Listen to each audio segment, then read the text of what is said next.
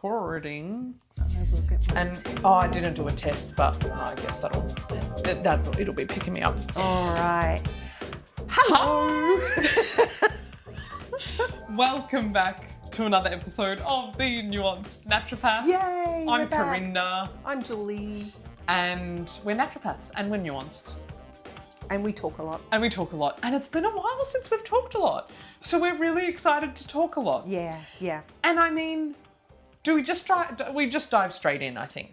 We don't explain why we've been gone Oh. because we've been busy. Because we've been busy, but thank you to anyone who came and tuned into our Vic Herbs talk. Yeah. Because I know we had some naturopaths that follow us on Instagram. Thank you for following us. Thank you for following us. And thank you for coming to the talk. We are in the process of working on something that we can provide to anyone listening, sort of within our own realm.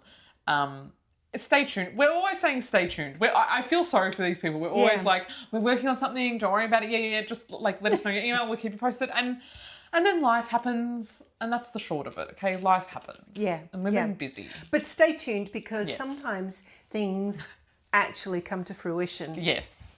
And you don't want to miss out. And you don't want to miss out. And we've really hit our... So if you did miss our Vic Herbs talk, it was all about returning to our natural rhythm. Mm-hmm. It was all about diving deep into circadian rhythm, which has come to be, rightfully so, I think, one of our favourite topics. And so that's sort of what we're working on behind the scenes as well, because we've realised there is nothing that we treat. There is no condition or symptom or kind of person that we treat where the circadian rhythm won't be relevant. Yeah. It's so universal. Oh my God. First thing we can talk about on the podcast actually is 26th of August, I'm going to remember that, is a photo I nabbed today while I was driving home. Yes. Because get this, Julie. Here, I'll zoom in on it and I'll let you... Oh, do you need glasses? I'll let you read it out. All right. Read what the back of that ute says. Adding daylight to life. That's fabulous. No. No? Okay, so sorry. You can have the reaction That's you want to what have. it says. That is what it says. Yes, that is what it says. So for context, this is, I'll add the picture here in the middle of the screen now. It's a picture of a ute I saw on the freeway, and it's a skylight company. Yes. And it said, adding daylight to life. And what that highlighted for me was how disconnected we've come to daylight. We have to have daylight added back into our life. And the fact that is a plausible marketing slogan, I just thought it was one of those moments of it's funny, but almost sad funny, wow, we have, it's daylight and life are now two things that can be so separated. Yeah. That we can use a sentence that's like, oh, okay, time to merge them back together. Yeah. It's light is life. That's right. So that was my...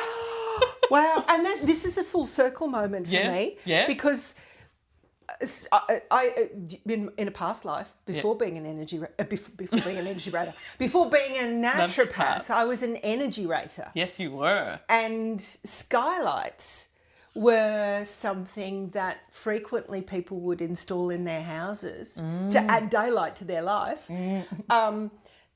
that would compromise an energy rating. Wow. Oh, and because more heat. Yeah. More heat loss or gain. Depending on the season. Yeah. There's heaps of things that compromise a house's energy efficiency that improve its sustainability and thermal performance. Yeah. Anyway, that's an aside. Probably not good relevant. Good aside though. So anyway, so that's a bit of context of where we've been. Yes. This is a video I recorded on the 26th of August of this year, and for context, we're recording this on Friday the 14th of November 2025. So we've got a backlog of things, rest assured. This was an ad that popped up for me on Instagram back in August, and I screen recorded it because I was like, oh, Julie and I can so riff on this. So let's just play. It's 47 seconds, so okay. I'll play all of it, and then we can replay parts if we want to zoom in. My prediction is that you're going to hear this, and and it's going to finish, and you're going to be like, where do I start? That's my prediction. Okay. For context, this is an ad for iHerb. Right. Do I need to disclose anything? I have an affiliate link for iHerb. Do you? Yeah, I do, because I have clients in the States. Okay. And I would rather use iHerb than Amazon. Yeah. Even though you can get everything off Amazon.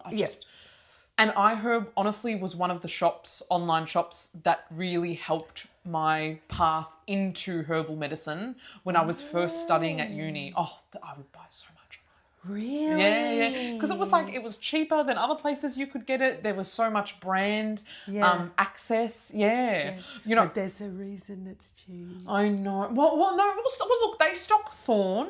Yeah, true. They do. They do stock But some. if you didn't know what you were buying, Exactly. and you're just saying, "Oh, my naturopath's prescribed this, and it's this price," I could just get it off iHerb for half the price. Yeah. There's a reason for that. Yes, and I was like, oh, that seems similar enough, you know. Yeah. So I definitely don't recommend navigating iHerb by yourself. So yeah, when I use it, I'm telling people, here's the link for this product, here's the link for this product. It like a prescription. I just need to trust them that that's what they'll buy, and they're not going to stray too far from that or stray from it at all. But each to their own. Okay. Yeah. I'll play this, and future Corinda can figure out how to edit the video in.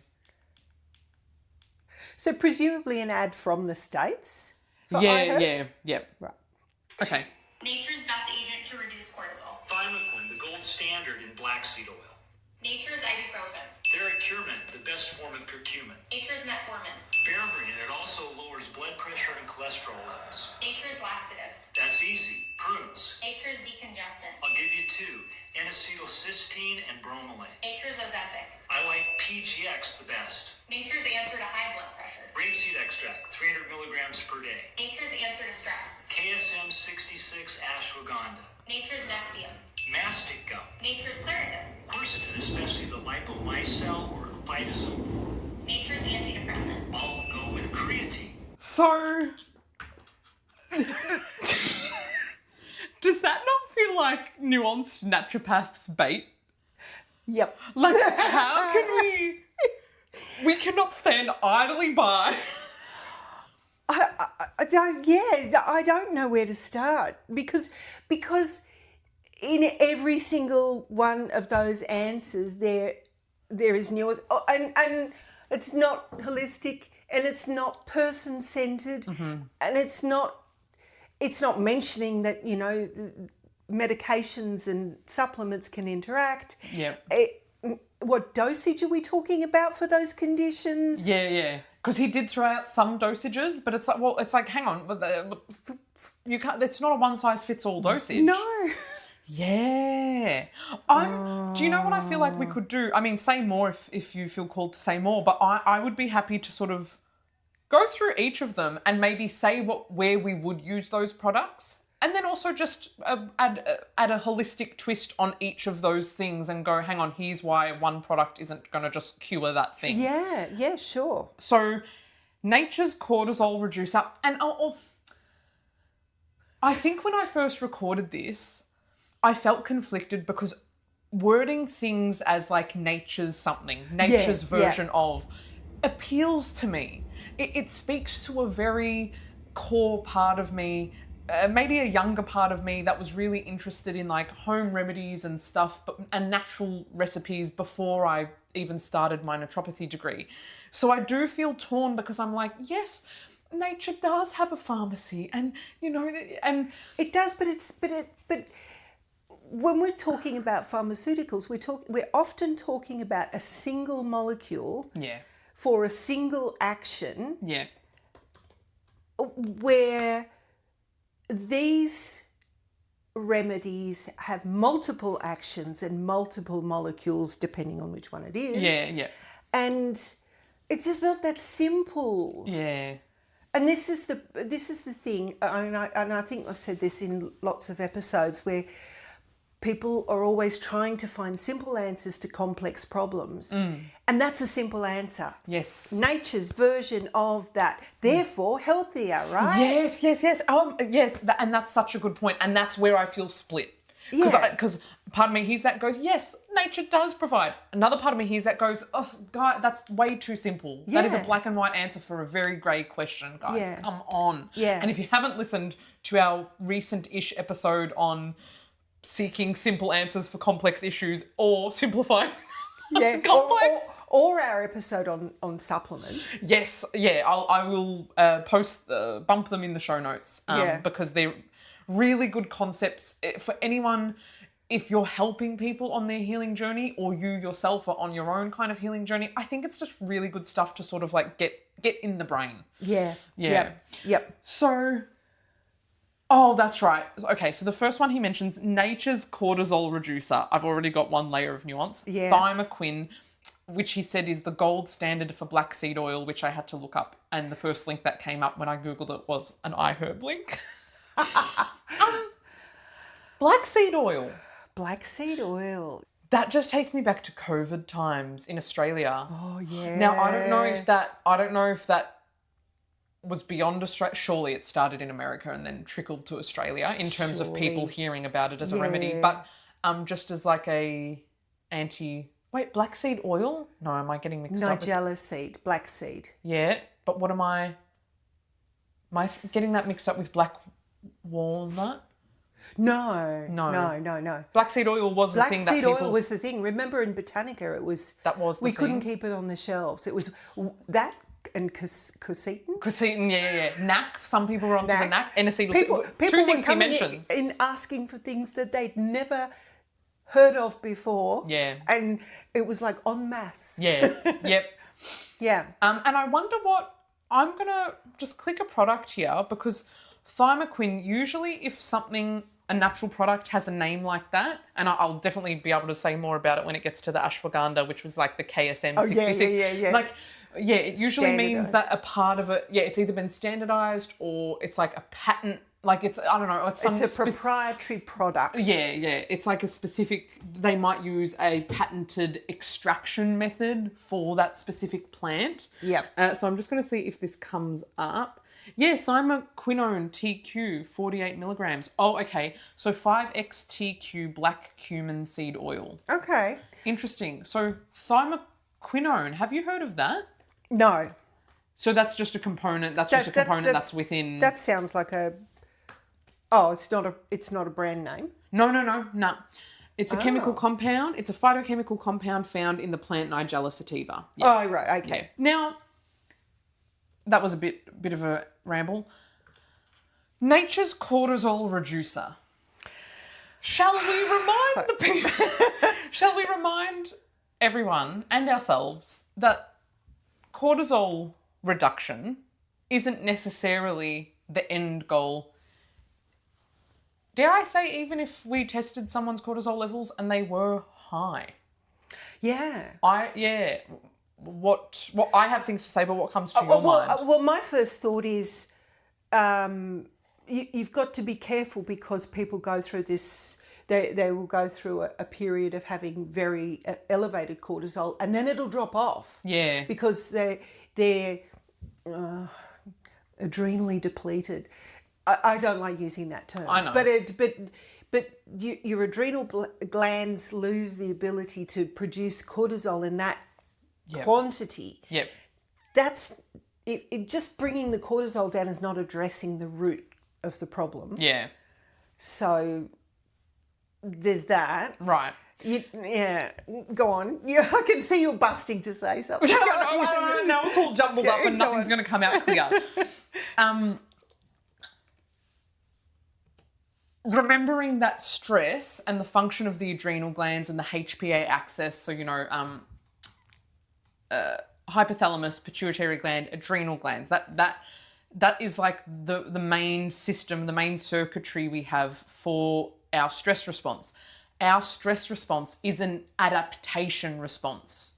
Yep. So our body is producing higher amounts of cortisol for a reason. So like you said, just reducing that isn't addressing the root cause necessarily. We need to go back a step. Hang on, what is driving that cortisol up? And because it's an adaptation response, the higher cortisol is serving a function. And there will be different different symptoms that come up depending on whether cortisol is like acutely high for a short period of time. That's usually really important for short bursts of inflammation. If there's been an injury or an illness or a really like acute short-term stressful thing or kind of crisis, cortisol will go up, and it's serving a purpose. It's helping that stress response. The other picture that we can see is that it's kind of like chronically high, not as high as an acute response would get for cortisol, but it's like chronically high, and that's where people can tip into the depleted picture after enough time of that. Yeah. So it's not just about reducing cortisol. No. Cortisol is important. One of those things, I guess, similar to how people sort of curse off inflammation for everything. Inflammation isn't the devil. Cortisol isn't the devil. No, stress is not the devil either. Stress is not the devil. They're Great. all processes that peak and resolve. Yes. And the problem is when these things don't peak enough to trigger the resolving process, or don't resolve for another reason, and they just continue on. Yep. That's when it's a problem. Yeah. And that's what needs to be investigated, understood. Yes. And that's treatment needs to be based on the answers that you get from that investigation. Yes. And Don't just take a pill for it. That's it. So that's what I think. That's all I have to say about cortisol. And do you know what? Even if I was in the realm of we've got to get this cortisol down, or rebalanced is probably a better word. Black seed oil is not. Yeah, that's not the one that I go for. It's really interesting. So what would you prescribe have you prescribed black seed oil? No, I got nothing to say on that. I think I made in COVID times, when I was making a lot of things. Yeah. I think I used black seed oil in one of the formulations. Yeah. Just because it interested me and I hadn't used it. Yeah. But other than that, I've never really prescribed it myself. But I've got its actions here in front of me. Oh, shall we riff some off? Yeah. Yeah. Okay. Because I know it is useful. I know our lack of using it may just reflect more about our own training and experiences rather than it not being useful for things. Yeah. Which reminds me on another point. Yeah. Somebody said to me, they told me about a herbal remedy that I had never heard of. And they're like, oh, I thought you'd know all about that. Yeah. You're a naturopath. Yeah. And my response to that is there are tens of thousands of herbs that can be used in Western herbal medicine, Yeah. let alone the rest of the traditional medicine practices. Yeah. It's not possible to know them all. No. So if we're not using black seed oil, and it just means that that's not one that we use. Exactly. Because there are plenty of others that have the same actions. Exactly. Yeah. And different schools of thought, different modalities of training, using different herbs from different parts of the world. From different parts of the world. Yeah. So actions are anti-diabetic. Oh, yeah, that was a big one. Yeah. Anti-cancer. Which as a term, I don't like. no, neither. And to clarify that, a lot of, whenever that comes up as an action for a herb, if you go back to the source, what you'll usually find is cell studies or animal studies where there was maybe reduced tumour progression let's think about what part of the body are we talking about? What kind of, to say anti-cancer. Yeah. Cancer isn't just one thing. And I don't know if that's a hot take or a strong take. I don't know. But I don't think cancer is just one thing. No. It's as different as the cells that it resides in, as the tissues that it resides in. Yeah. And what the driver is behind the cancer. But one thing that is common to them all is cell proliferation. Yep. Tumour formation. Yep. Often, I think, unless it's a blood cancer. Yeah, oh, true. Yeah. And angiogenesis, so the ability to grow its own blood supply very rapidly. Yep. And that's how it so gets fueled. Different anti-cancer herbs may have different combinations of those actions. They Yes. might reduce the angiogenesis. They might suppress tumour formation. Yep. Or they might, the other thing is that they might increase the oncogenes. That are able to better detect Yeah, like because- cancerous cells and Yeah, because we all, freak everybody out. They have done autopsies on people that have died of other things and discovered that they've got cancers in them, because we can resolve cancers in the body. We have a natural ability to do that, but it's when that system goes wrong that we can develop cancers. yeah. So That becomes symptomatic and problematic. Yeah. Yeah. Yeah. yeah. Other actions? Other actions, analgesic. Oh, okay. Didn't know that. Didn't know that either. Yeah. No. So that's pain relief. Yeah. Yeah. Antimicrobial. Yeah. Every- A lot of them are antimicrobial. Yeah. And then we ask the question, which microbes? Yeah.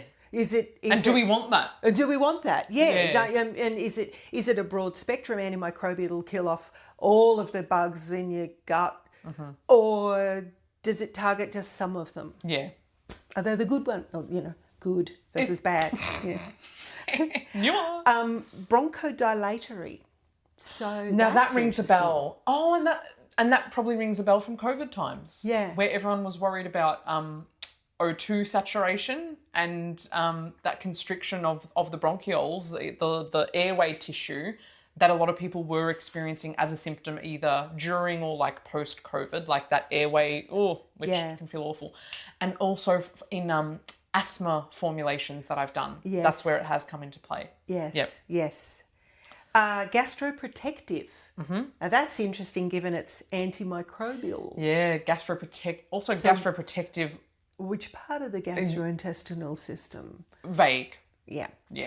Hepatoprotective.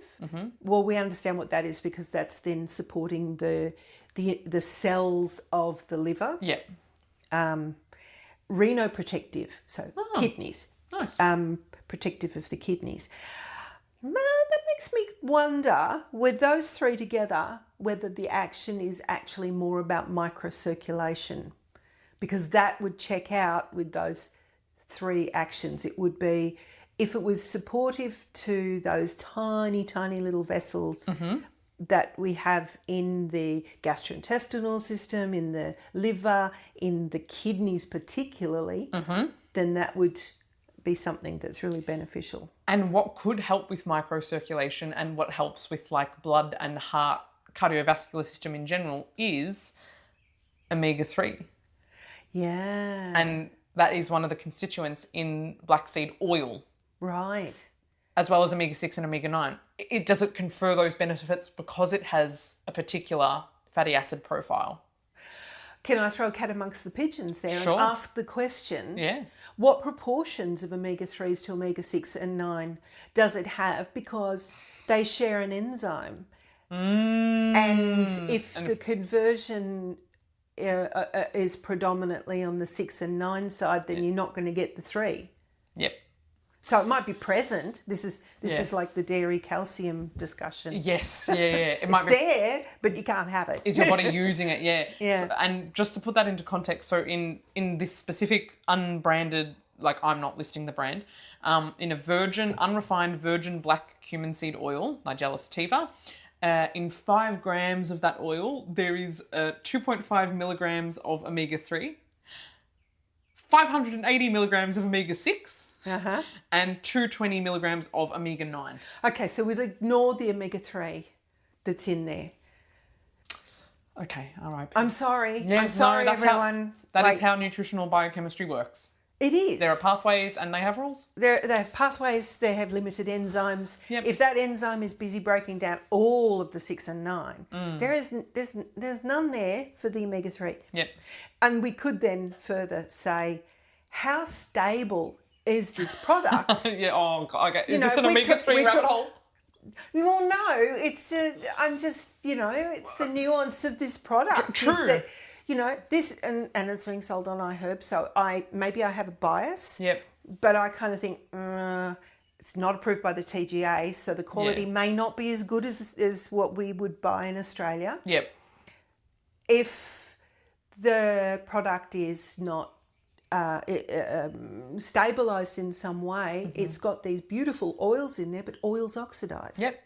Same with like, I would feel for people buying heaps of flaxseed oil. Oh God, Yeah, yeah. any oil. Yeah, I think that's just a great caveat to consider with any oil. Yeah. Especially one that's promoted for fish oil. Sorry, I do that. Sorry, I do that in relation to the brands. You know, the real cheap The big tubs. chemist. Yeah. Yeah. Oils oxidize. Yeah. Good to remember, and I'm happy to leave it there Do you want to hear? in order to not. Do you want to hear a horror story? Oh, we might have mentioned.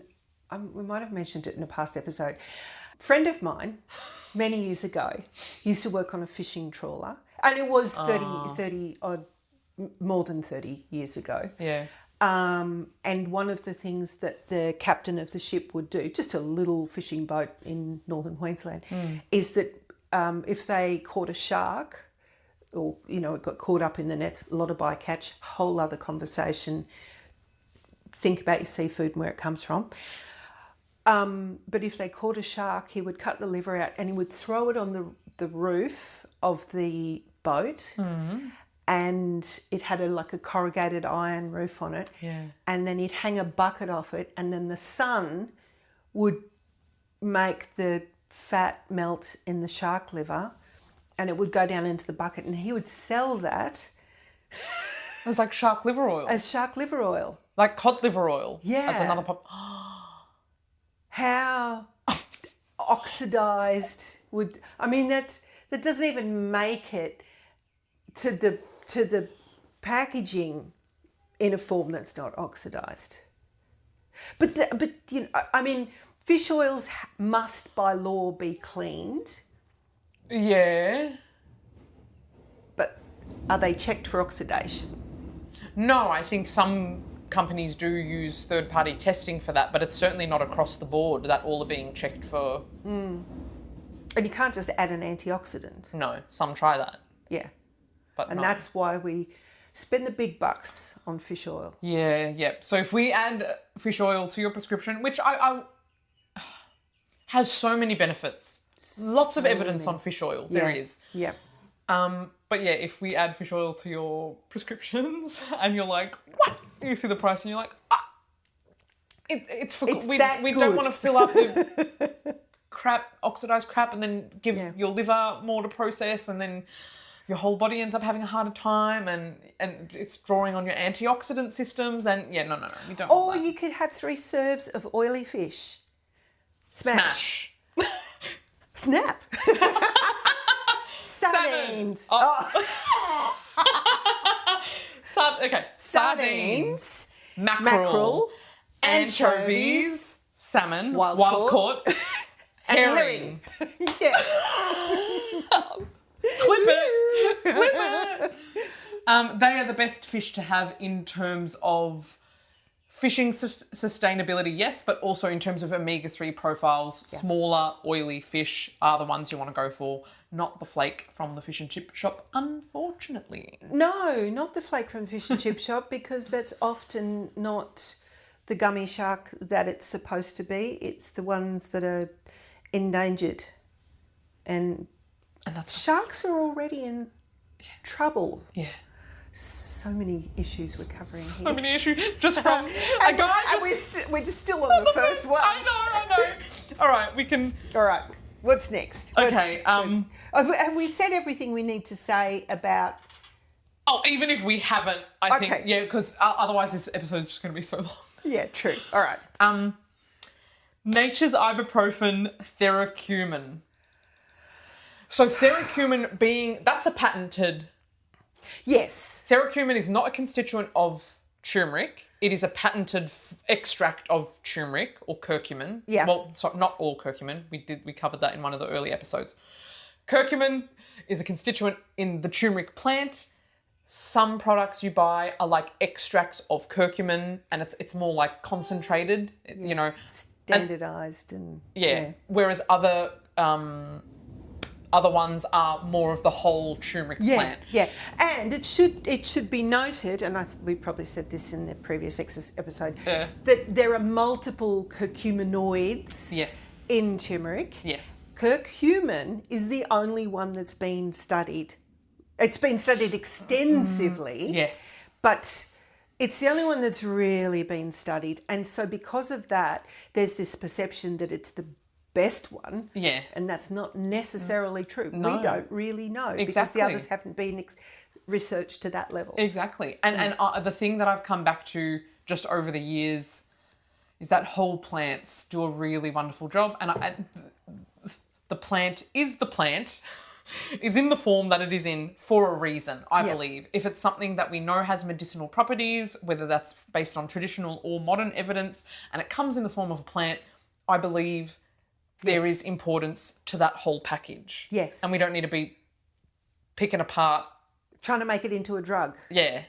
Which I get that's how the system thinks, but... Well, but the reason they do that is because they can patent a process, right? You can't patent a herb. Yeah. But you can patent a process that extracts a particular constituent and then call it your own. And that way you can make money for the research that you've done on your standardized product. Yep. Yeah. There you go. That's how it works. So yeah, theracumin is a curcumin extract from turmeric. There's apparently 30 milligrams of it, but it's all proprietary blends. And then they stipulate a highly bioavailable form of curcumin, the most active curcuminoid in turmeric. But as Julie said, the most active, no, just like the one that we know of. Like the one that we have studied the most. And there's more than one turmeric. Yes. As I discovered in Bali. Yes. Oh my God. Like go to Southeast Asia and there's black turmeric and white turmeric and temulawak. And they would all have different profiles of their constituents for different benefits. Absolutely. Yeah. Okay, so coming back to it being nature's ibuprofen. I mean, God, like... Why does nature want to be an ibuprofen? I mean, yeah, I was thinking that because ibuprofen is a non-steroidal anti-inflammatory drug. Yeah, okay, all right. Turmeric. Okay. Turmeric does have pain relieving effects. Yes. Anti-platelet activity, which can often help with symptoms that you would reach ibuprofen for, Nurofen, depending on where you're listening to this. Can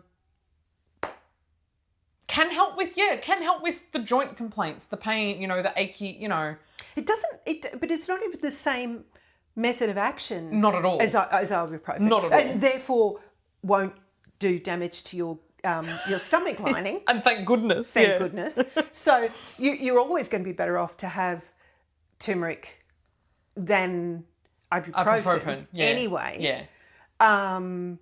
I mean, and you get so many other actions from it as well. Yeah. It's an antioxidant and it supports the liver. And if you've been taking other medications because you've got an injury, your liver needs some love. Yeah, and your liver does not need ibuprofen to process. No, it doesn't. Yeah. So I would, if you've got a headache or and turmeric being like a medicinal food as well, that's one that's easy to incorporate in a lot of safe ways without having to go ham on the dosage. Yeah. Okay. Make some jamu. And because I'm a jamu pusher. Oh, I know. And because Julie said that, I'm going to link the jamu episode that we did, because if you haven't heard of jamu, you need to know about it. God, I almost want to skip the next one because we'll just have too much to say. What is it? Go on. Nature's metformin, berberine. Oh.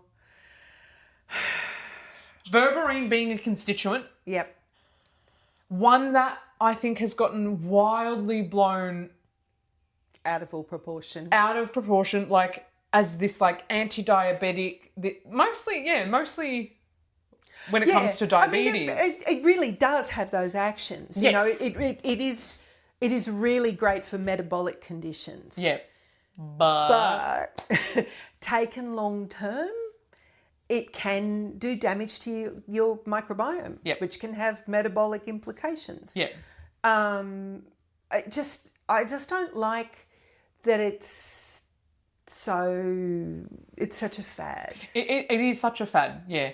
And I remember people would come into the health food store being like, do you have this? And I'm like, look, we don't sell berberine as a product, but we sell products that contain herbs that are rich in berberine. And people would be like, well, just give me your strongest one. And I'd be like, oh, okay, here's philodendron, you know.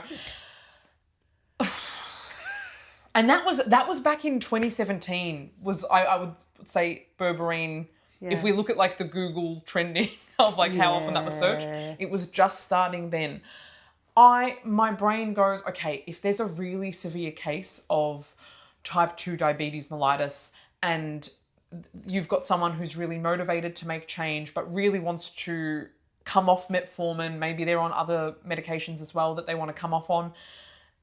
Maybe it's a severe case, maybe it's a chronic case, maybe they've tried a lot of less intense remedies. I would consider berberine as part of a really short-term controlled protocol. I think dosage matters. We don't want to bomb the gut. It is going to have an impact on the microbiome. Yeah. Or you can pulse it, but do it under the supervision of a practitioner. Yes. Yep. Where turmeric is one where I'm more encouraging of like, try it as a tea, try it in your cooking, try it as a food.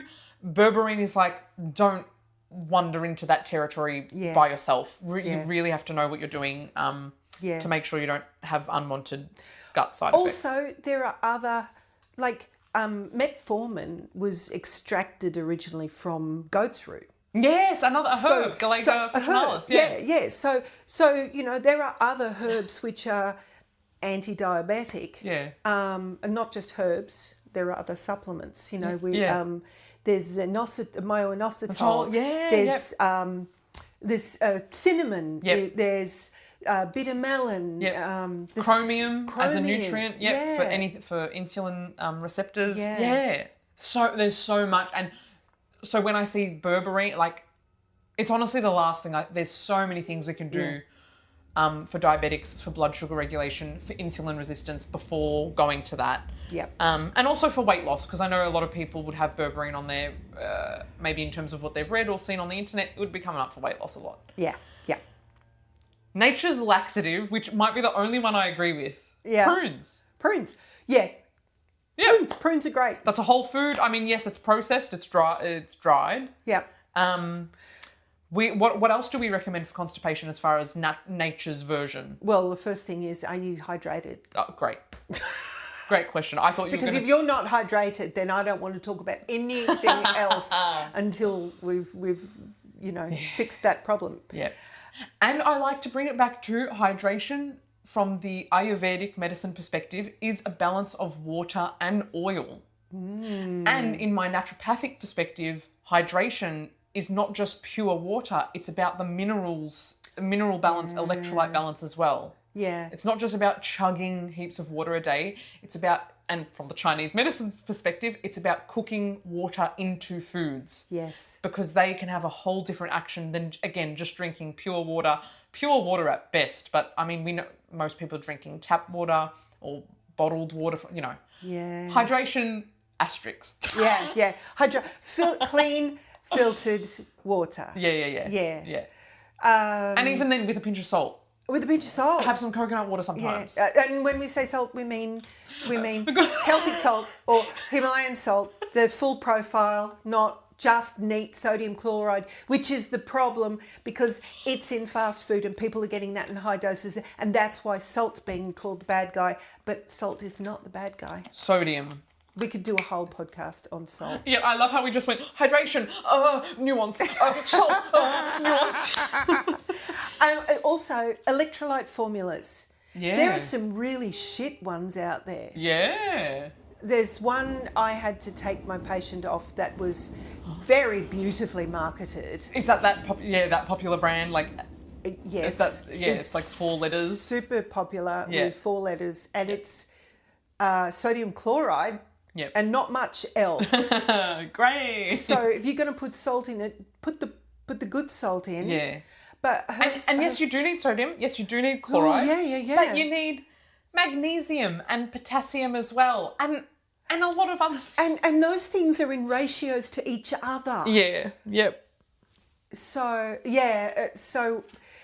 I had to take her off that particular product, which was, a bit emotional because she really thought she was doing the right thing. Yeah. And she was doing a good thing. She was taking electrolytes. Yep. It's just that that's not a good product. Yeah. Yeah. And when there are more natural ways to get it just from your own choosing a good quality salt that you add to a couple of doses of your water per day, or from coconut water. It's such an easy it's an easy way to get it in. I was going to shout out kiwi because that's usually the thing that you shout out for constipation. As far as like supernatural, not supernatural, very natural things go as laxatives. Kiwi, 2 kiwis a day. Bonus points if you eat them with the skins on. It's not that bad. Yeah. And do you know what? Extra tip for constipation? Squat. Use a squatty potty, use a stool, raise your feet. If you're sitting on a conventional toilet, raise your feet, knees above hips. Yeah. We used to squat before we had furniture. Yeah. Do you remember the days when we used to? And also pink dragon fruit, which you can buy frozen in little baggies in Coles. Nice. Yeah. Add it to your smoothie with your kiwi fruit and your prunes. And like, dare I say fruit in general? Yeah. Yeah, it can be Absolutely really, fruit. As far as nature's laxative goes. The acronym that Jason Horolak uses that I love is FEFP. So it's FEFFFP. Fiber's got to be one of them. Fluid. Oh, fluid. Exercise. Oh. Fiber. Yeah. Fruit. Flax seeds. Probiotic. Flax seeds get their own shout out? Yep. Whoa. Ground flax seeds. As fresh as possible. Grown them Given yourself. we've just Yeah. stipulated. But it's not that hard. Yeah. You buy the flax seeds, you grind them up. You either do it in a mortar or pestle, or you could do it in a coffee grinder. Yep. They're $20 in Kmart. Yep. And then once you've ground them, you put them into a Ziploc bag. Yep. In the freezer. Yep. And Beautiful. you scoop out what you need. Yep. Beautiful. Love it. Thank you for simplifying the complex for us, Julie. Oh, God. I don't have heaps to say on this one. Nature's decongestant. NAC, so N-acetylcysteine, which I feel like more mainstream people learnt about because it was covered in the Mushroom Lady case, because that was what they used It was, in hospital, and bromelain. I wouldn't call NAC nature's anything. Am I allowed to say that? Yeah, I think you're allowed to say that.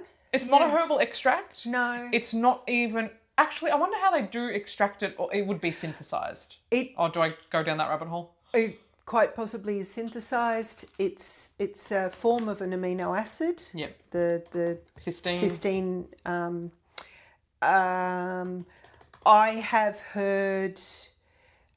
so one of our nutraceutical companies has a lot of integrity, and they do webinars about their quality control, and they talked about some quality issues in some NAC products. Interesting. So I would always be cautious about where you're buying your NAC from, and I'd say buy an Australian product, because the TGA regulations are really, really, really stringent, most stringent in the world, which means our products here are of a high quality. Yeah. And it also doesn't mean they're making the best decision. No, it's true. Because think of all the medications they, with all of the herbs that they limit without due cause.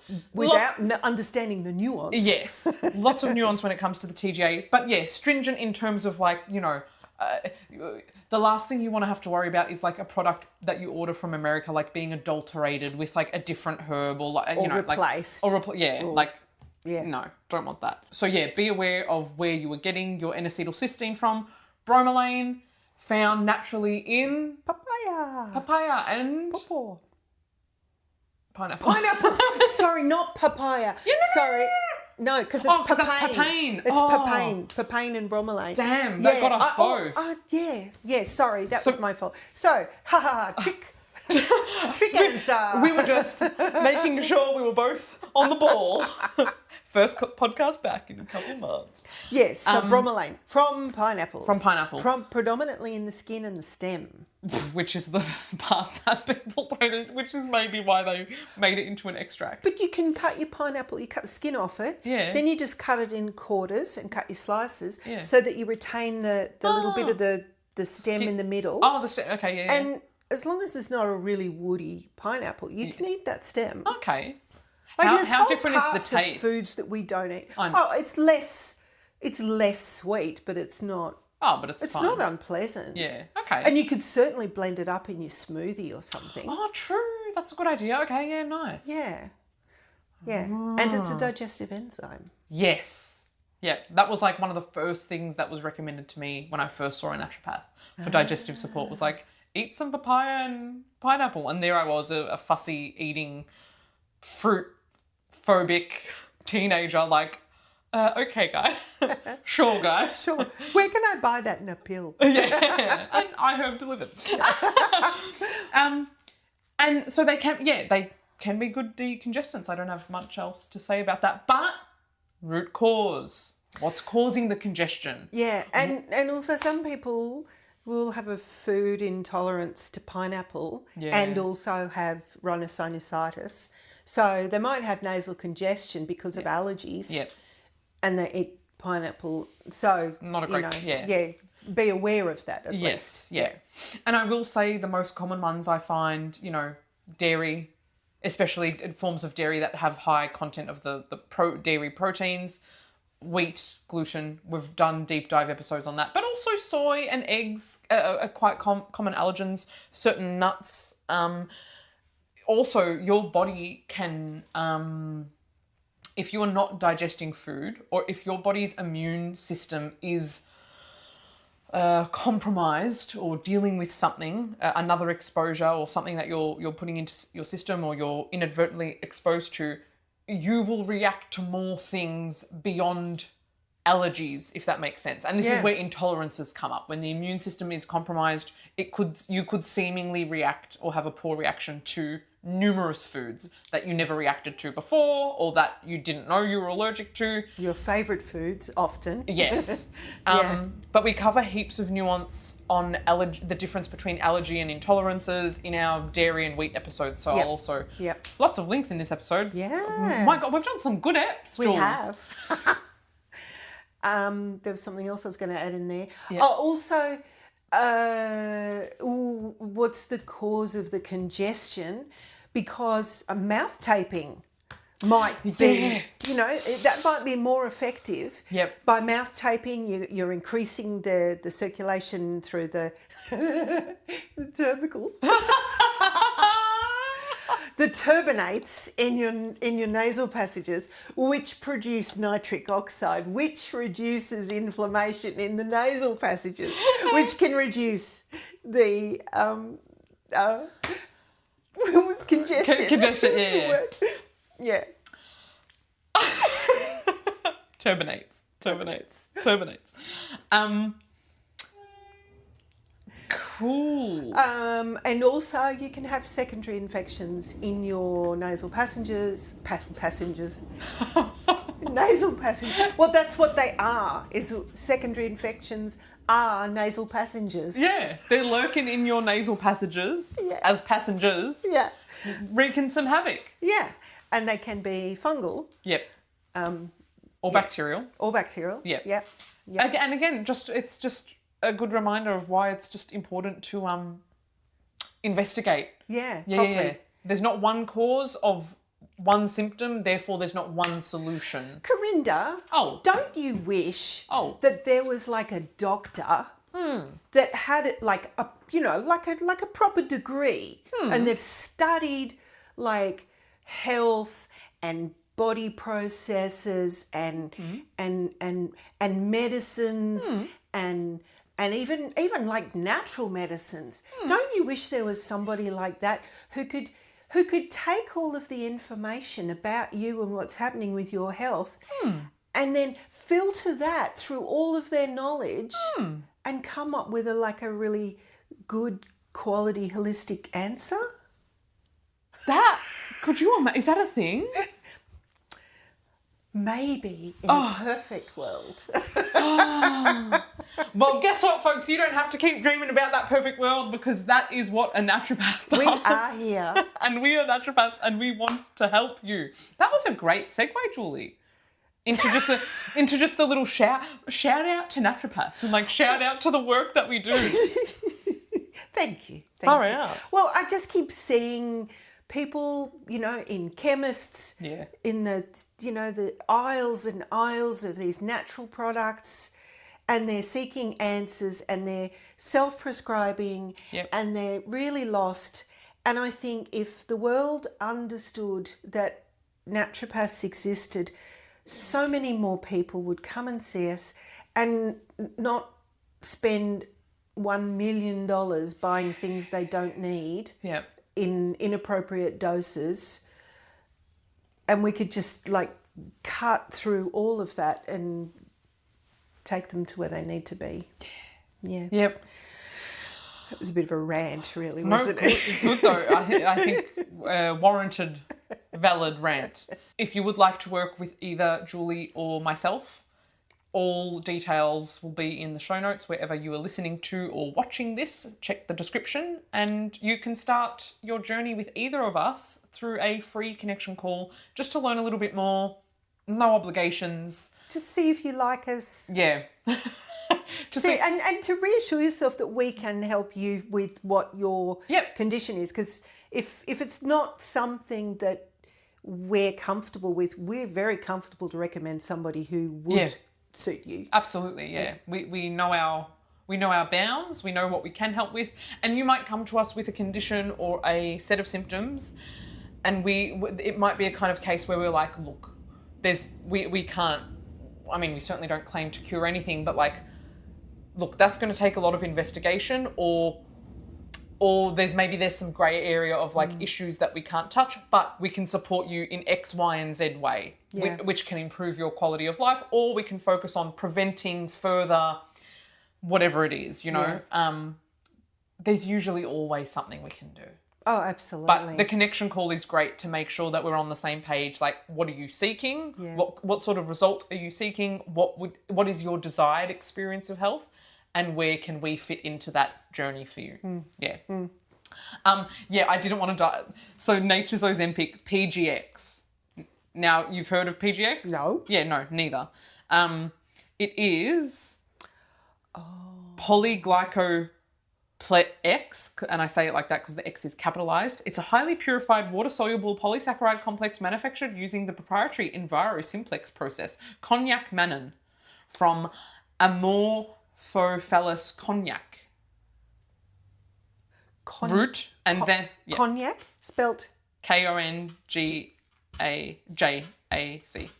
Okay. Cognac. Is that the pronunciation? Because I've always called it konjac, but I could... The yay could be silent. Is this the equivalent of like people walking into the shop saying, "Can I have jojoba oil?" Jojoba oil. Yeah, maybe. Because I thought it was Japanese. Oh, okay. Okay, here we go. Yep. It is Japanese. Drum roll. Oh, I'm doing the camera. Yeah. Da. It doesn't have the pronunciation, does it? Dr. Franzmann here. Well, this term refers to a starchy, low-calorie Japanese root vegetable used in various dishes and known for its health benefits. That's So very in Japanese, sexy. this word is pronounced konyaku. Konyaku. Gonyaku.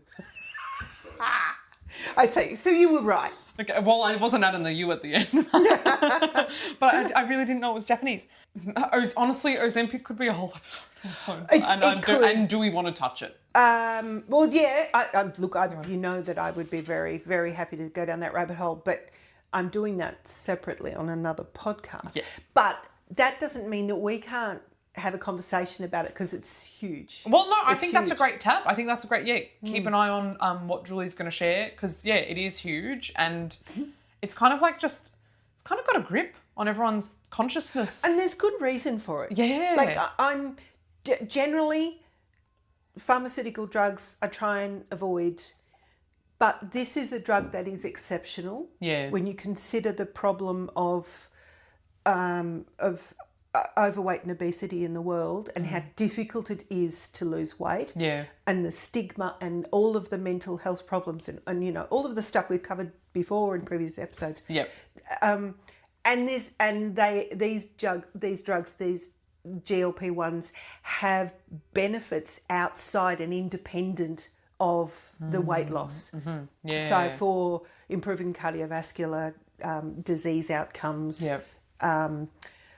lowering inflammation. Yep. I can't remember the others off the top of my head because I've gone blank. But there are multiple other benefits. So they really are quite remarkable what they're doing. However, some people, like me, can get really, really bad side effects. Yeah. And you've got to be aware of that. And I think perhaps I just wasn't doing some things correctly. Interesting. But that's we'll touch on that. And I'm excited to hear more Yes. in Julie's solo podcasts. Nature's Nexium. Yeah, Can we just quickly touch on that? mastic gum. I'm not mad at that. I'm not mad at that, but that's not the only thing, and it's not the same action as Nexium. You're right. And like, you know, and what's causing the reflux in the first place? Yeah. And, you know, like, can we go to the root cause? Yeah. Yes, the symptom relief is really important, but don't just take mastic gum for the rest of your life. No, you know? no. Yeah, great. That's a great reminder. Yeah. And may I shout out myself? I haven't really done any. We haven't shared clinic wins on the podcast like recently at all. Oh, It's something yeah. we sort of did earlier. Yeah.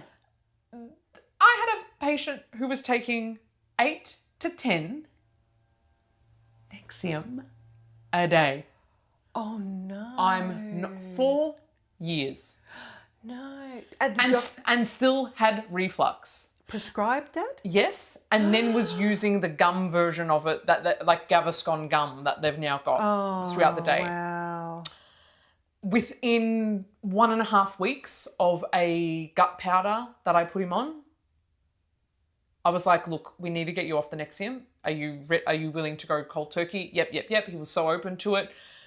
Went cold turkey, had a little bit of reflux for a couple of days. Which is just a rebound. Yes, but he was already getting reflux anyway, all the time anyway. Yeah. A week and a bit on the powder, no reflux at all. No need for Nexium. He could not believe it. Wow. Address the root cause. Address the root cause, support the gut. Oh, yeah. So celebrating. That was just one of those really satisfying wins. Oh, Yeah. fantastic. The app is now saying low battery warning. Okay. Okay. All right.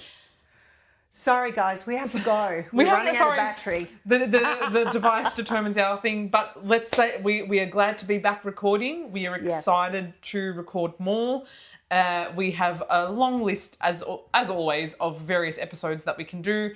But also, as always, if there's anything you would specifically like to hear us talk about, please let us know on Instagram at the.nuance.naturopaths. You can also email us. Contact information is in the description. Like and follow. Follow, yeah. And thank you. Yeah, thanks for sticking around. Yeah. See ya. Bye. Thank you for listening to another episode of the Nuanced Naturopaths. Be sure to ask us any questions you have below, engage with the polls, and we'll catch you in the next one.